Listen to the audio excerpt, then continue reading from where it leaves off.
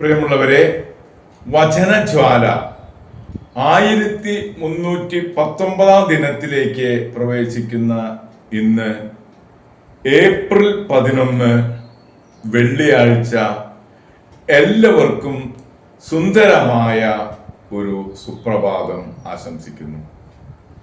നമ്മൾ 50 നോമ്പിന്റെ 40-ാം വെള്ളിയിലേക്ക് പ്രത്യേകമായി കടക്കുന്ന ദിവസമാണ്.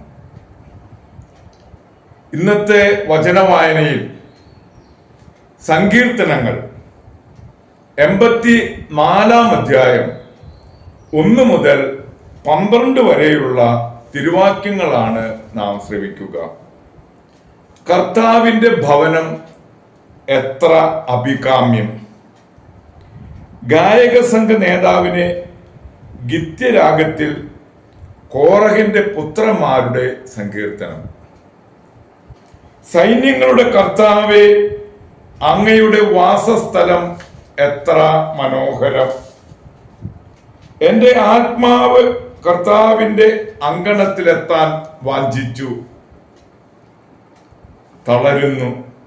എന്റെ മനസ്സും ശരീരവും ജീവിക്കുന്നവനായ ദൈവത്തിനെ ആനന്ദഗാനം ആലപിക്കുന്നു.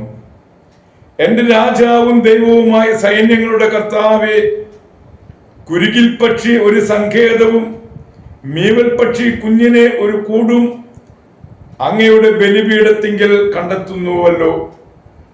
എന്നേക്കും അങ്ങയെ സ്തുതിച്ചുകൊണ്ട് അങ്ങയുടെ ഭവനത്തിൽ വസിക്കുന്നവർ ഭാഗ്യവാന്മാർ.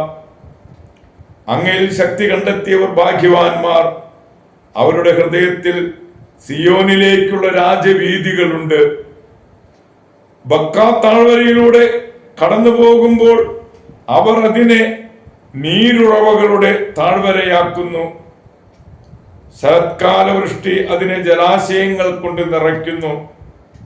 അവർ കൂടുതൽ കൂടുതൽ ശക്തി ആർജിക്കുന്നു. അവർ ദൈവത്തെ സിയോനിൽ ദർശിക്കും.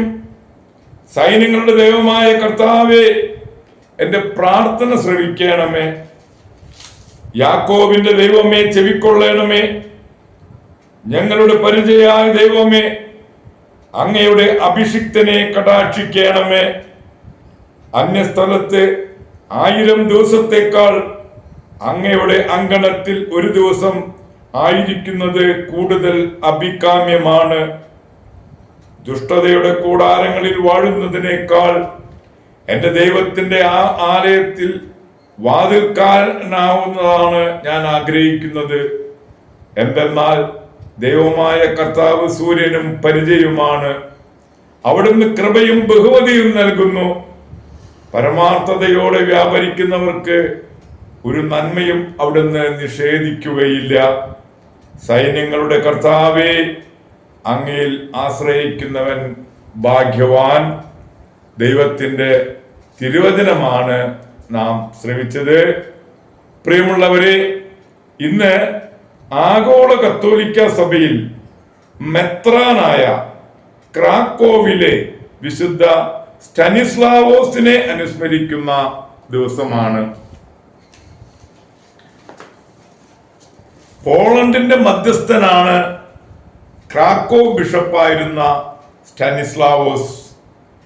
പൗരസ്ത്യ യൂറോപ്യൻ ചരിത്രത്തിൽ സുപ്രധാന സ്ഥാനമാണ് അദ്ദേഹത്തിനുള്ളത്.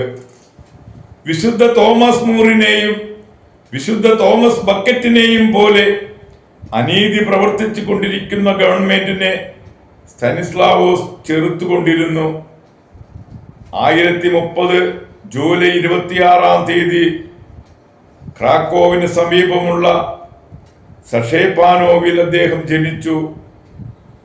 നിസ്നോയിലെ കത്തീഡ്രൽ സ്കൂളുകളിലും പാരീസിലും പഠിച്ച് പുരോഹിതനായി. അദ്ദേഹത്തിന്റെ സന്മാതൃകയും പ്രസംഗങ്ങളും വഴി അനേകർ മാനസാന്തരപ്പെട്ടു.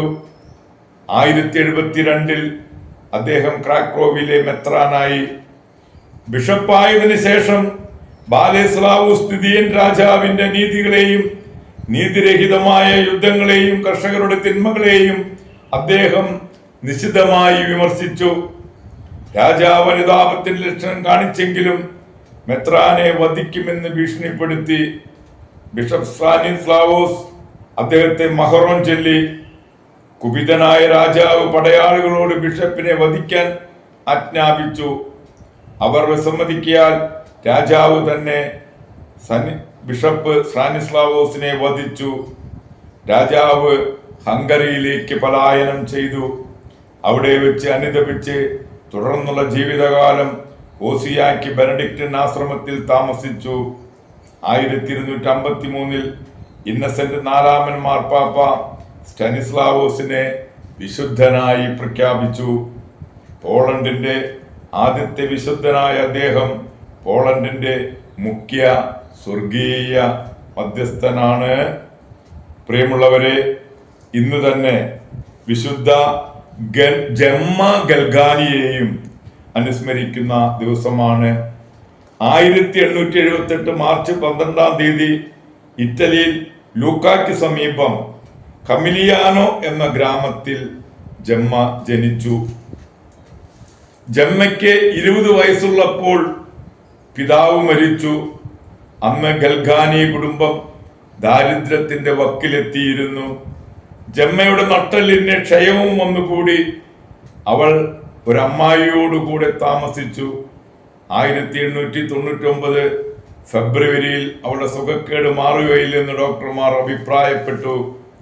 വ്യാകുലമാതാവിന്റെ വിശുദ്ധ ഗബ്രിയേലിന്റെ ജീവിത ചരിത്രം വായിച്ച് അതിന്റെ ഫലമായി പീഡാനുഭക്തി അവളിൽ വളർന്നു. വിശുദ്ധ ഗബ്രിയേൽ പലപ്പോഴും അവൾക്ക് പ്രത്യക്ഷപ്പെടുമായിരുന്നു. സുഖക്കേട് മാറാൻ ജമ്മ ഒരു നൊവേന കഴിച്ചു. മാർച്ച് മാസത്തിലെ ആദ്യ വെള്ളിയാഴ്ച ഡോക്ടർമാരെ അത്ഭുത സ്തംഭരാക്കിക്കൊണ്ട് അവൾ സൗഖ്യം പ്രാപിച്ചു. സൗഖ്യപ്രാപ്തിക്ക് ശേഷം ഒരു മഠത്തിൽ ചേരാൻ ആഗ്രഹിച്ചുവെങ്കിലും പൂർണ്ണമായി സുഖപ്പെട്ടുവോ എന്ന് സംശയം നിമിത്തം ആരും അവളെ ചേർത്തില്ല. അക്കാലത്താണ് കർത്താവ് തന്റെ 5 തിരുമുറിവുകൾ അവളിൽ പതിച്ചത്. അവസാനമായി പാഷനിസ്റ്റ് സഭയിൽ ചേരാൻ തീരുമാനിച്ചു. പക്ഷെ അവരും അവളെ സ്വീകരിച്ചില്ല. എങ്കിലും പാഷനിസ്റ്റ് സഭയിലെ നമസ്കാരങ്ങളെല്ലാം അവൾ ചൊല്ലിക്കൊണ്ടിരുന്നു. അവസാനം അവൾ പറഞ്ഞു, ഇനി ഞാൻ ഒരു സഭയിലും ചേരുന്നില്ല. ഒരു പാഷനിസ്റ്റ് കന്യാസ്ത്രീയുടെ സന്യാസ വസ്ത്രം കയ്യിൽ പിടിച്ചുകൊണ്ട്, ഈശോ സ്വർഗത്തിന്റെ വാതിക്കൽ എന്നെ കാത്തു നിൽക്കുന്നു. ജമ്മ ഗൽഗാനിക്ക് കാവൽ മാലാഖയോട് വലിയ ഭക്തി ഉണ്ടായിരുന്നു. പല സേവനങ്ങളും മാലാഖ ചെയ്ത് കൊടുത്തിരുന്നുവെന്ന് പറയുന്നുണ്ട്. 1902 വീണ്ടും ക്ഷയം പിടിപെട്ടു. 1903 ഏപ്രിൽ 11 25-ാമത്തെ വയസ്സിൽ ജമ്മ ക്രൂശിതന നായകനിലേക്ക് യാത്ര തിരിച്ചു. 1940 വിശുദ്ധയെന്ന് പ്രഖ്യാപിക്കപ്പെട്ടു. പരിശുദ്ധ കന്യകെ, എന്നെ ഒരു പുണ്യവതിയാക്കണമേ എന്നുള്ള അവളുടെ പ്രാർത്ഥന അങ്ങനെ ഫലമണിഞ്ഞു.